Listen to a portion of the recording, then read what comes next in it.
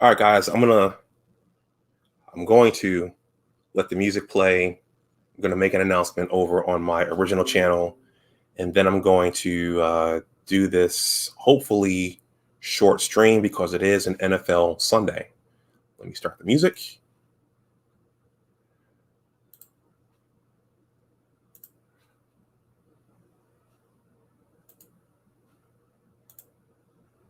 Okay, let me try that again. There it goes. Gentlemen, presenting the 235-member Michigan Marching Band. And take the field.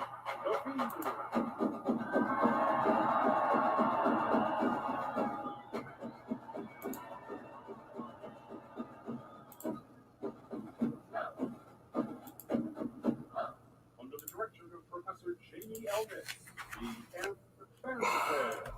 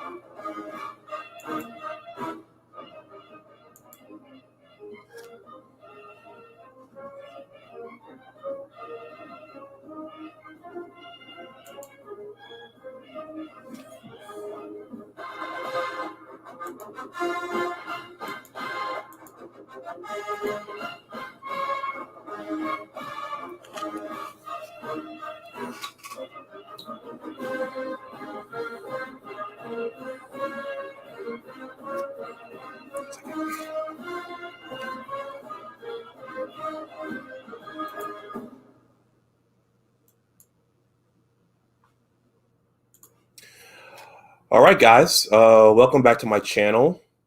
Let me adjust this for a second so you can see all the writing. Welcome back to my channel. My name is Dr. Anwar Youssef Dunbar, and this is Big Discussions 76 Sports.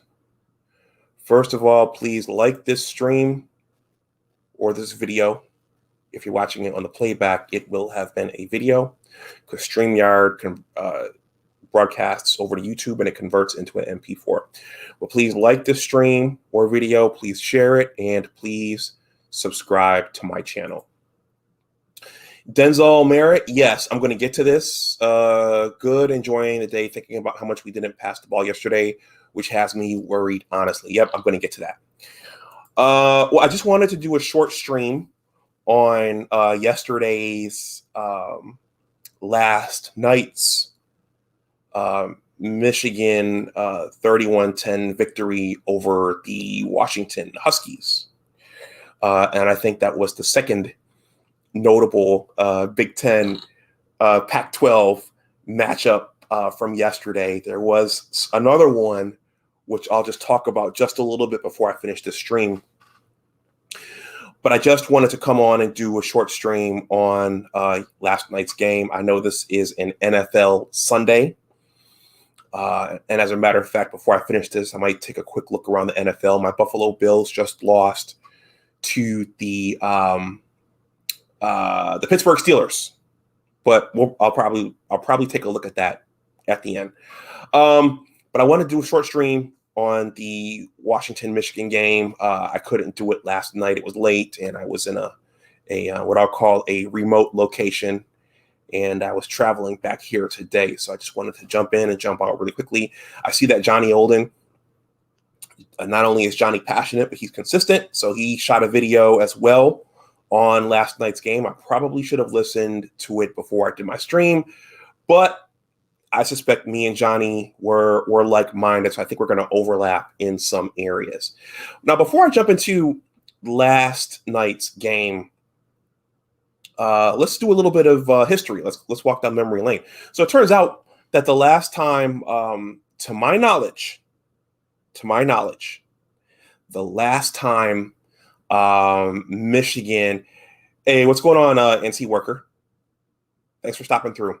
The last time Michigan and Washington squared off was in the early 2000s when I was a graduate student at the University of Michigan. And so the first game, they did a home-and-home. Lloyd Carr was the coach at that time. So they did a home-and-home starting in 2001. And the Wolverines went out there to Seattle to play Rich Neuheisel's. Is it Rich or Rick? Rick Neuheisel's. To play Rick Neuheisel's team out there in the Northwest, the Pacific Northwest. And the result was a 23-18 victory by the Huskies. That was the Michigan program at that time. Was going through turnover in terms of the players on the roster.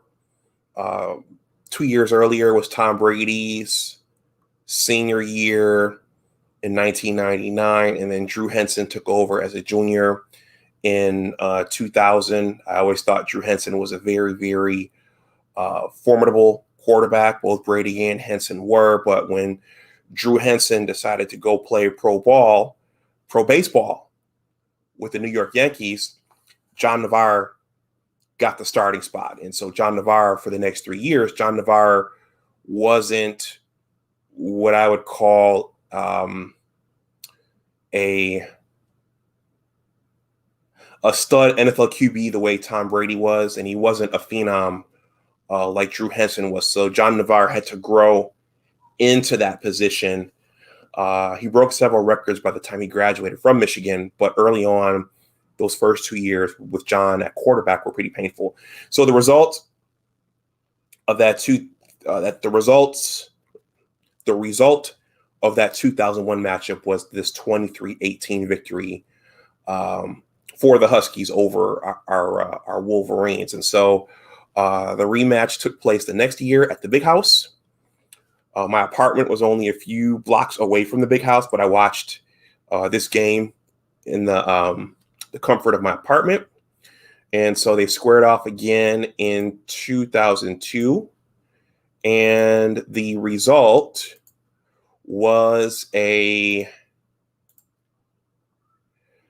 31-29 nail-biter victory over the Huskies. So the Wolverines needed a last-second field goal by Philip Brabs to win that game. I think early on, Chris Perry broke off a long run, and I thought that we had the game firmly in our grasps.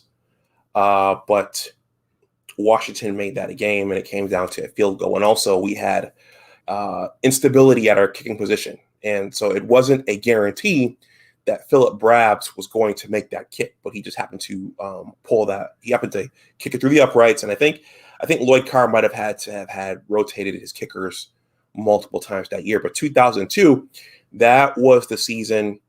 That was the magical season for the Ohio State Buckeyes. They went undefeated.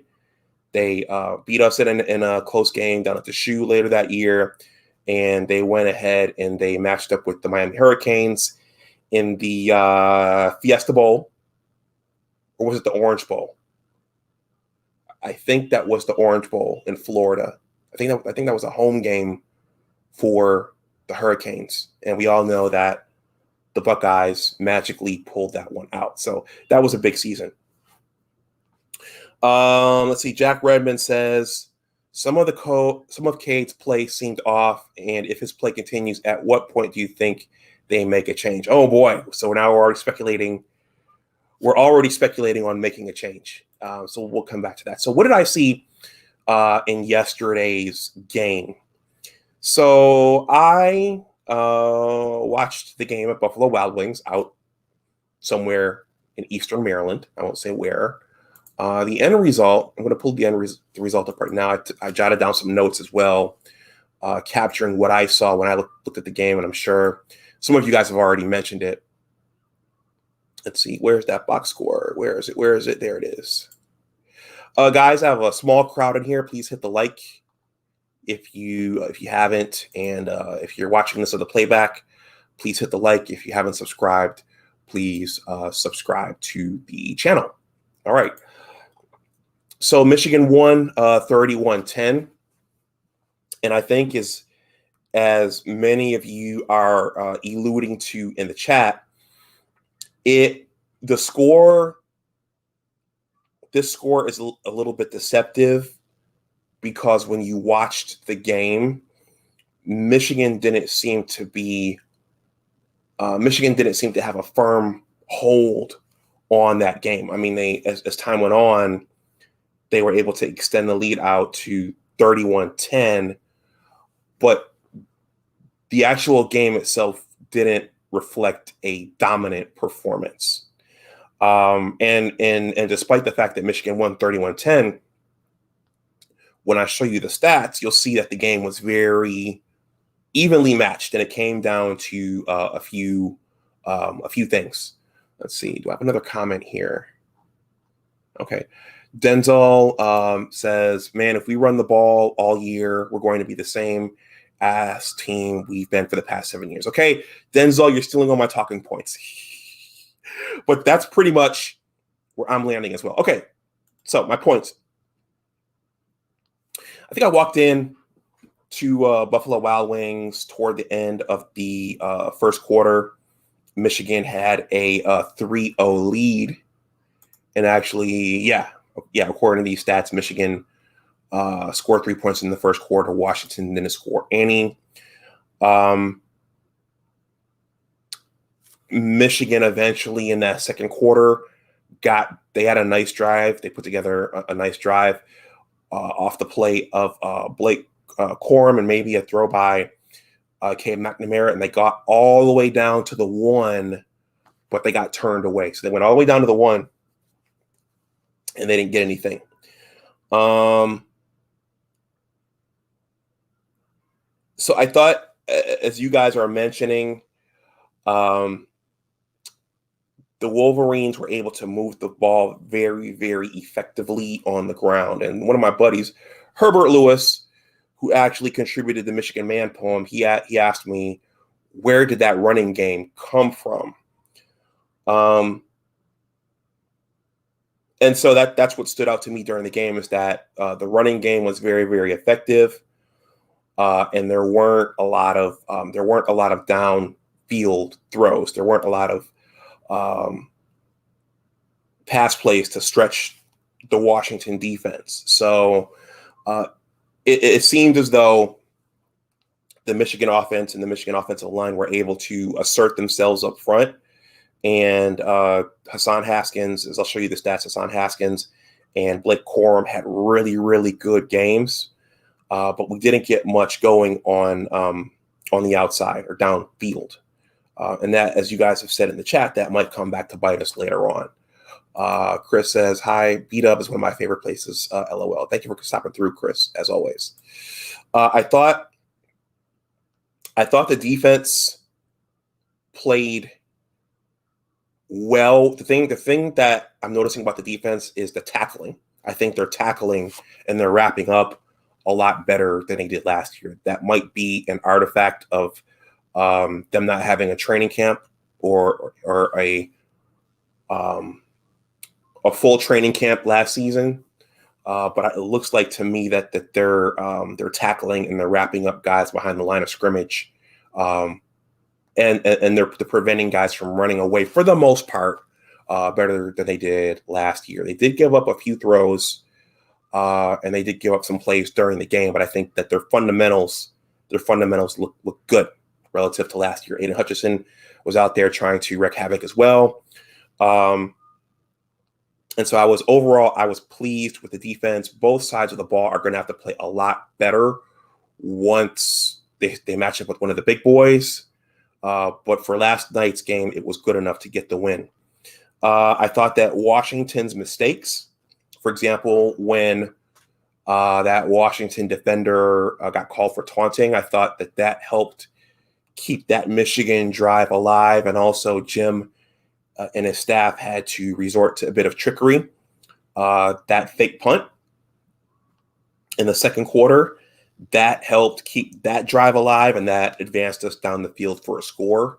So little things like that helped move a Michigan offense that looked less than stellar. And again, against one of the big boys probably won't make mistakes like that. They won't do things to shoot themselves in the foot. So let's see. The running game was dominant. This is what I was thinking during the game, and some of you guys have mentioned it. The running game was dominant. Jim and Josh Gaddis, perhaps it was Jim going to this more than Josh Gaddis was, but pretty much the majority of the plays were run plays. And they were working, which was good. But again, what's going to happen when we run into one of the big boys like Wisconsin or I don't know if I call Michigan State one of the big boys, but one of the more experienced teams with depth and who have equal talent? What are we going to do against them? I think the running game was good, but eventually they're going to have to be some down the field throws to complement it. Otherwise, teams are just going to stack up and load up the box and stop that.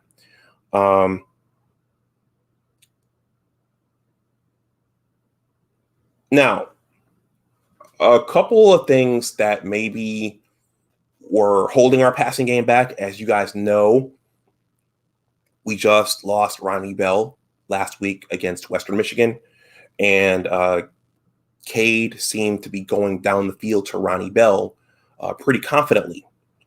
And so now the question is who can and who will step up and help us establish a down the field passing game to go along with the running game, because you're not going to be able, as Denzel Merritt said, you're not going to be able to do this against the real teams, or as I call them, the big boys. I noticed, it was in one of the articles that I shared with you guys on my community tab. I think it was Brandon Brown, and it was one of Steve Dace's cronies. They did a podcast before the season started, and one of them pointed out that Cade McNamara is not a bigger guy. He's about 6'1", and he's not a big guy. So if he takes too many hits, he could go down. So one of the things I noticed this last night, a pass play was called, and Hassan Haskins had to pass protect. And Hassan Haskins got a piece of the defender, but the defender basically bounced off him, and Cade McNamara was looking down the field, and that the defender came up behind him and bothered one of his throws. So I think that we're going to need to go down the field to play with the big boys, and also the pass protection for Cade McNamara is going to have to be stellar. It's going to have to be on point. I think the offensive line is probably good enough with their experience from last year, but particularly the running backs are going to have to pass protect in a meaningful way. Otherwise, that kid's not going to last the entire season, and we'll see more of JJ McCarthy. So that's what I saw. It almost, I hate to say this, but the Ohio State Oregon game kind of looked like the varsity game, and this kind of looked like the JV game. I mean, certainly these are two Power 5 teams from the Big Ten and the Pac-12, but just the way the game was played, it wasn't pretty. It wasn't Michigan's best performance, and I thought that the score was not indicative of how the game actually played out. Let's take a look at the stats and see what I'm talking about, and then I'm going to wrap this one up. Let's see. So let's take a look at the game in terms of the statistics. Okay, so you see Michigan won the game 31-10. We scored 3 points in the first quarter, 7 in the second, 7 in the third, and then 14 in the fourth. Washington was scoreless for the entire first half. And then they scored a field goal and then a touchdown in the fourth quarter. So again, Ohio State is not going to go scoreless in the first half. Wisconsin is probably not going to go scoreless in the first half. So our coaching staff has to find a way to generate some more points and to get a passing game around that running game to complement it. Let's see. Dylan Morris, who was the quarterback for Washington, he went 20 for 37 for 293 yards and 1 touchdown. And again, that Washington team they looked young just like us. So, but I think that's telling that this quarterback in this young offense was able to put up 293 yards through the air. That might come back. That number could be larger against C.J. Stroud in Ohio State. Let's see. They didn't get much done on the ground. Their top receiver was Terrell Bynum with 5 receptions for 115 yards. Taj Davis had 6 receptions for 78 yards. Giles Jackson had 3 receptions for 49 yards. And then Cade Otton had 3 receptions for 33 yards. They didn't get much pressure. They got that one hurry on Cade McNamara, but it looks like they didn't get any sacks. Let's see. Not much done on their return game. And they did punt to us quite a few times. Now look at the comment section real quick. Okay. Now taking a look at Michigan stats. Okay, so Cade McNamara. This is interesting. 7 for 15 for 44 yards, no touchdowns, and no interceptions. So either the coaching staff didn't have faith in the passing game, or Jimbo said, we're going to go the physical route and just run 80% of the time. But that's interesting that Cade only threw 15 passes. But if the running game is clicking the way it is, and your offensive line is blowing the opposing front 7 off the line of scrimmage, then maybe you can just go with that. But again, against one of the big boys, that is probably not going to cut it. I want to see what Jack Redmond says here. I think they make a change. They make a change at halftime. Wisconsin if Cade doesn't produce. So Jack, that's interesting. Is it Cade not producing, or he lost his number 1 target last week, and he was clearly stretching the field with his number 1 target last week? So is he playing that poorly, or is this the game that they're calling? It looks like they didn't call many pass plays, and there must have been a reason for that. So in terms of the rushing game,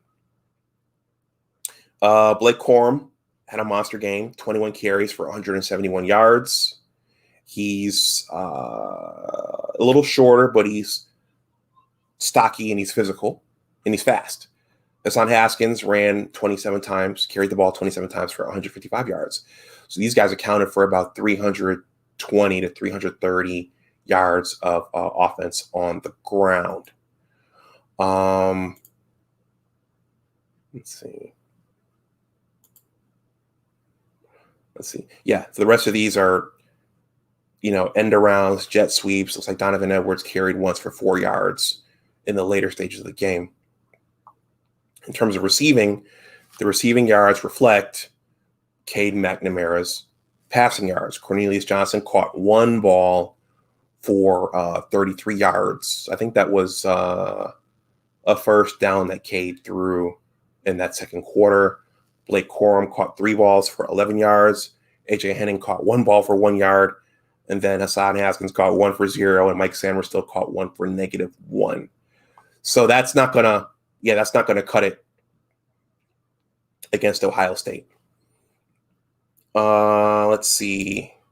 Denzel Merritt said, no, they made Bell the first 3 options for wide receiver. For the wide receiver core, we don't believe in the others, it seems. Okay. Let's see. Aiden Hutchinson had 2.5 sacks. Let's see. David Ojabo had 1 sack. Taylor Upshaw had a 1/2 sack. The rest of the guys had a host of tackles. Johnny Olden's favorite defensive back, Brad Hawkins, he almost had an interception, but there were 3 guys there, and one of them knocked the ball out.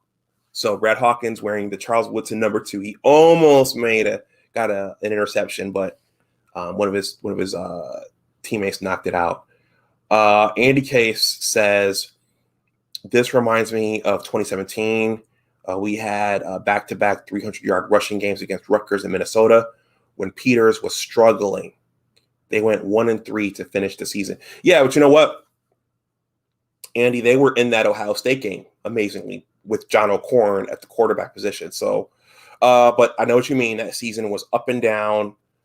The quarterback position was like a revolving door. And Jim leaned heavily on the running game that season. So hopefully this is not that year again. Hopefully Cade gets protected and Cade grows into the position. Though some of those other wide receivers, without Ronnie Bell there, they're going to have to grow up and mature much quicker than they probably thought they would have to. So we need someone at one of those at that position to step up so we can get some deep balls thrown and so that we can stretch the field. Okay, so let's see. These are all special teams. Jake Moody went 1 for 1.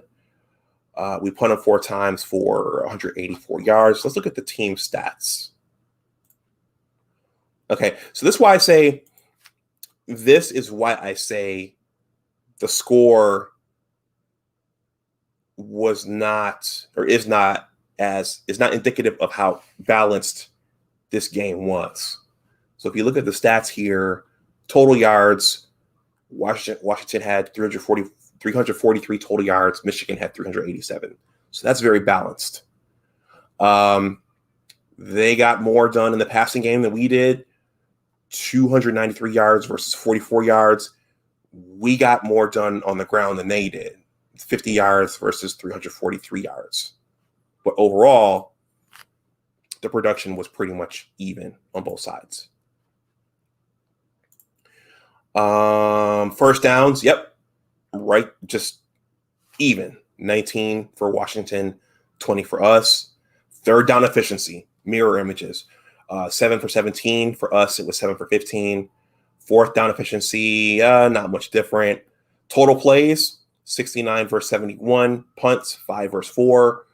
Penalties, 6 for 59, 6 for 60. Fumbles lost, they lost 1. There were no interceptions. And we slightly beat them in time of possession. But, there were a couple of things that helped turn that game. There was the running game. There was the fake punt that Jim called.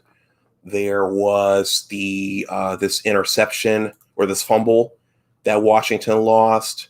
There was that taunting play, that taunting penalty on one of their defensive backs.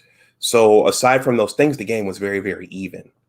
Let's see. Jack Redmond says Hutch changed the game. Yeah, during the broadcast last night, they said that Aiden is he's forecasted to be the 22nd overall pick in this upcoming NFL draft. So he's playing lights out right now. Hopefully he stays healthy because we're going to need him. Andy K says, you're right. We had a shot at OSU in 2017. It was 2014 in the third. Yep. If you recall, and I put this at the end of my look back at the 2016 game. It's 30 minutes. If you guys haven't watched it, I know everybody doesn't like long videos, but I thought that game was in large part decided when JT Barrett got hurt and Dwayne Haskins came in the game. Dwayne Haskins was a much better thrower than JT Barrett, but that's a different story for a different day. So, guys, those are my thoughts on last night's game. Ronnie Bell going out last week is certainly, and interestingly, they said that he hasn't had surgery yet. He was down there on the sidelines on his crutches, but they said he hasn't had surgery yet. I don't know what they're waiting for. But certainly that's a huge loss for our offense. And I think how they do going forward is going to, in large part, be impacted by how the passing game develops or doesn't develop. The running game is there, but against a team with equal or better talent and more experience, you're not going to be able to ride that running game for the entire game, and your quarterback's not going to be able to pass it only for 15 times. He's not only going to be able to, you're not going to win with 15 pass attempts. You're just not against one of the big boys. I see Abdul Gaines is here. I'm going to talk just a few minutes about what happened in the rest of the Big Ten. Abdul Gaines. And then Jack Redmond said Iowa looked very good. Yeah, they beat well, we'll take a look as soon as I get done with this. I want to take a look at the rest of Michigan's schedule so we can see what's coming. Let's see. Click on that. Okay. I'll go with this one. So let's see. Next up for the Wolverines is Northern Illinois. Northern Illinois is coming into the Big House. That should be a win. And then Rutgers is coming into the Big House on September 25th. So Michigan should ride into – you guys see who the first game in October is, right? Michigan should ride into October 4-0, in theory, assuming Northern Illinois doesn't have an Appalachian State type game and assuming Rutgers doesn't play a lights-out game. But both of those are in the Big House, so Michigan should ride into October at 4-0. But here's where things get interesting. So our first opponent in October is Whiskey up at Camp Randall. So they're not going to win that game running the ball and not passing the ball the way they did yesterday. So after Wisconsin, they go out to Nebraska to play the Cornhuskers. The week after that, Northwestern comes in. The week after that, they go up to East Lansing to play Michigan State. That game, it's always a toss-up aside from last year. Indiana comes in on November 6th. The Wolverines go down to Penn State on November 13th. The Wolverines come here to the DMV to play Maryland. So I will probably go up to Maryland to see that game, which is a short metro ride for me. And then on November 27th, the game all the Buckeye fans have circled the annual classic where the Buckeyes come into the big house on November 27th. But the net of it is what they did last night is not going to get it done against the top tier teams in the Big Ten. So let's see what happens with the passing game and the offense going forward. I'm sure Johnny said this on his channel. The defense is going to continue to evolve. As long as Aiden Hutchinson is in there and he's healthy, I think that's good for us. And I think that as long as they keep tackling, I think that the fact that they're tackling and they're wrapping up the opposing the offensive players on the other team, I think that's a good sign, especially behind the line of scrimmage.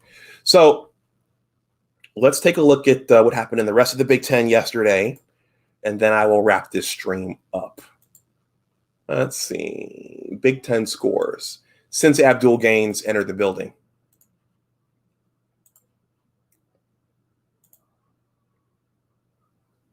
Big Ten scores. So I'm certain the Big Ten score that got everyone's attention yesterday was this one. Our old friends, the Buckeyes, went down. They lost to Oregon, 35-28.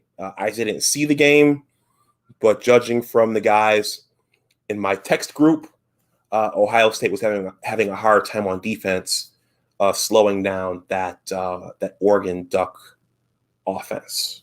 So Ohio State went down in the horseshoe against the Oregon Ducks.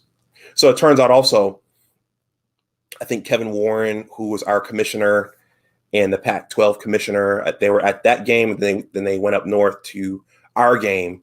So, they're in talks about this ACC Big Ten Pac-12 alliance. So we may see more of these games between the Big Ten, the Pac-12, and the ACC. So let's see, going back, how else did the rest of the conference do? Let's see.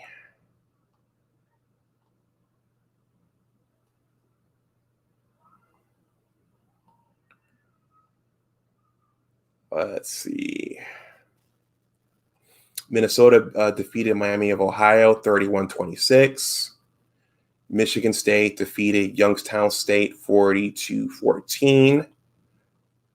Northwestern defeated Indiana State 24-6.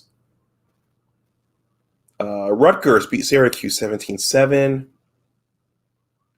Purdue knocked off Connecticut 49-zip. Nebraska knocked off my University at Buffalo Bowl 28-3. And Penn State knocked off Ball State 44-13. And since Abdul Gaines entered the building, I think it's worth noting that Alabama knocked off Mercer 48-14. Abdul Gaines is not a fan of Nick Saban, who he calls Chef Nick Saban, because he thinks Nick Saban cooks his schedule and puts cupcakes in his schedule to avoid any early season upsets and hurting his Crimson Tide's chances of getting in the college football playoff. Looks like Iowa defeated Iowa State 27-17. And I think that was it for the Big Ten yesterday. Yeah. So in summary, I'm going to look at some of your comments here. I see Trevor Coles just entered the building. Let's see. Jack says Iowa looked very good. Denzel Merritt says, no, it's 2021, not 95. We have to throw. I agree. Eddie Brown said McCarthy should start next week.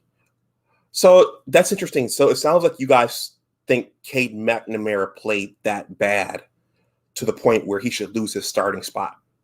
I didn't see him play that bad. Just the team just didn't look very smooth as a unit. And the other thing with Cade being 6'1" is that when you're a shorter quarterback, you have the increased likelihood of your balls getting batted down at the line of scrimmage. So they're going to have to protect him, and he's going to have nice lanes to throw through. Let's see. Andy K says, I hope Harbs doesn't go to man ball against NIU and lets Cade throw some. Maybe 20 attempts. Denzel says, yeah, I live in Columbus, and all week they talked about how Oregon never beat Ohio State. Well, now wait, LOL. Hey, if you guys are coming in, if you're just coming in, please hit the like. Trevor Cole says, does the lack of pass plays last night show the pressure Michigan feels to win versus getting your quarterback and wide receivers some practice, or are they just that versatile and dominant? I think that they're going to have to get some confidence in that passing game. There's just no way you're going to beat Wisconsin at Camp Randall, and there's just no way you're going to beat Ohio State in either venue, ours or theirs, just running the ball. Dre says, go blue. And he says, is everyone complaining? No, Dre, not complaining. I'd say more concerned than anything. I think we're happy to see our offensive line blowing opponents off the line of scrimmage, and Blake Corum and Hassan Haskins collectively generating 320 to 330 yards. But I think what we're all thinking about is what's going to happen against Wisconsin and Michigan State and Ohio State. What's going to happen when the offense can't grind those yards out on the ground, and when the offensive line is up against a front seven that it won't be able to push around. What's going to happen then? So that's what we're all thinking about right now.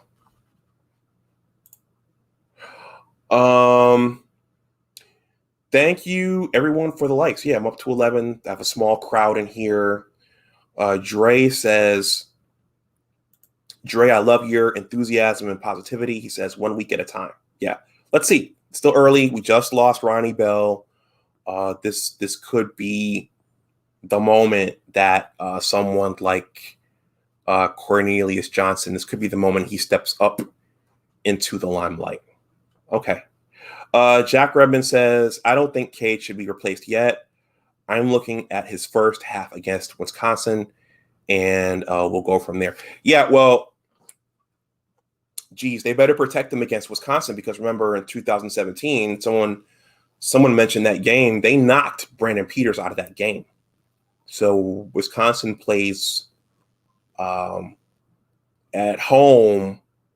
Wisconsin plays with reckless abandon, and that's I consider that to be a hostile environment especially for young quarterbacks and struggling offenses.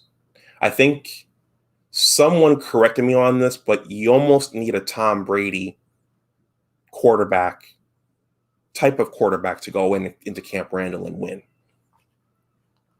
Dre says, Washington's defensive backs are that good. If he threw the ball, we could have had lots of INTs. Well, some of you all in the chat, go ahead. You could respond to that if you want to. But Dre, what about throwing to the tight ends as well? That's always been a hallmark of Jimbo's offenses is the tight ends. So the bottom line is we need some proficiency throwing the ball down the field, whether it's the intermediate routes or whether it's the long ball. We need something to go along with that running game. Okay, we're at 45 minutes, guys. It is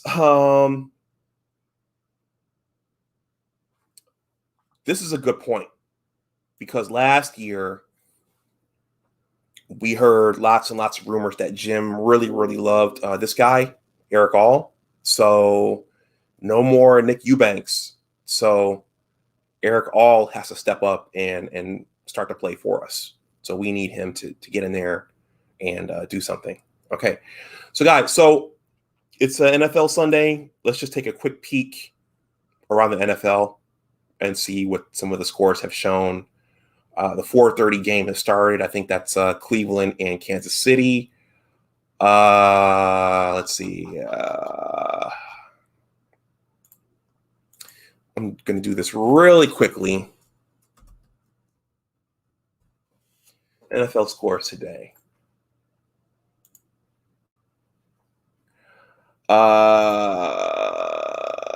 Let's see. Seattle beat Indianapolis. The Texans beat the Jaguars.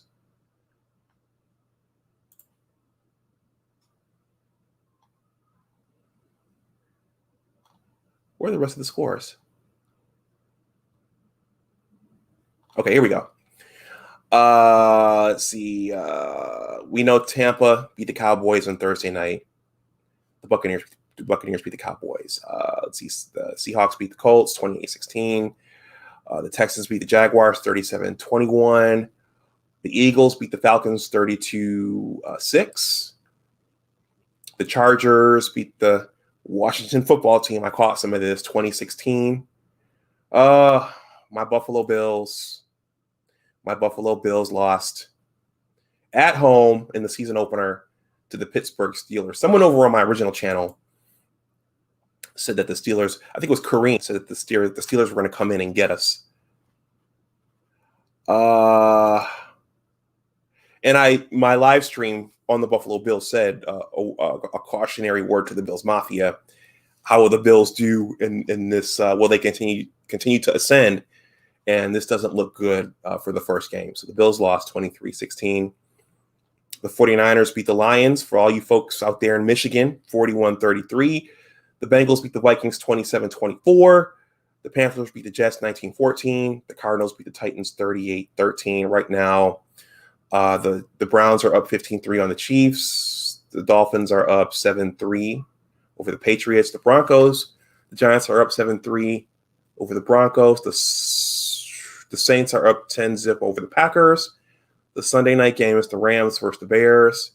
And the Monday night game tomorrow is the Ravens against the Las Vegas Raiders. By the way, Abdul Gaines used to root for the Raiders. Used to be a hardcore Raider fan. Let's see what he says. Let's see. Did Alex come in here? Dre says, go blue. Okay, I already read that. He said, all could not catch a cold. Dre says, is Alex okay? Oh, we got some smack talk for Buckeye Alex. I told him I was doing a stream today, but Buckeye Alex, he's busy, so he can't always come into the streams and hang out. Denzel Merritt says, my Broncos ass like usual. Dre says, Gaines, you're going to be okay. Andy K says, I was thinking about those tight end passes yesterday. Those dump offs to Jake Butt and Khalid Hill were always open. And Abdul Gaines says, next weekend, I need some wins to make me feel better. Buffalo Bills and the Ohio State defense. So it sounds like, based upon the messages I was receiving in my text group, and based upon this comment from Abdul Gaines, it sounds like Ohio State's offense couldn't stop Oregon. So perhaps the Buckeye team has a weakness this year. Perhaps. Anyhow, guys, that's all I've got. So I wasn't able to do a pregame show, but I wanted to do a postgame show. The Wolverines pulled it out 31-10. The game was a lot closer than the score indicated. And Michigan still has work to do,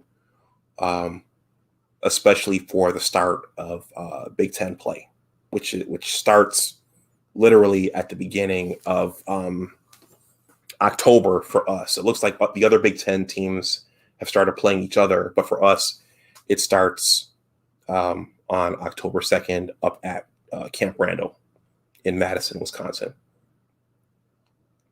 Jake Redmond says, how are we gonna see who steps up if we don't even throw it to them? Yeah, that's it. He's gonna have to test to see what Cade can do, and he's gonna have to test to see what those young wide receivers can do. Waiting until we play Ohio State is going to be too late. So got to do it now. You have two lesser opponents the next 2 weeks, so you got to try to get that passing game going. Anyhow, guys, I'm going to stop there. Thank you for all of you who tuned in here. I know it's an NFL Sunday, but I couldn't do this earlier in the day, and I couldn't do this last night because the game ended close to midnight. So please like, share, and subscribe. If you want to leave something in the tip jar, that information will be below the playback of this video. And all my live streams on this channel, the super chat is active. If you guys ever want to super chat your comments for $1, 50 cents, $2, whatever. Enjoy the rest of your Sunday, and look for more content from me and more articles on my community tab. So go blue. And as always, remember that your attitude determines your altitude. Take care, and I will talk to you the next time, guys. All right. Bye-bye.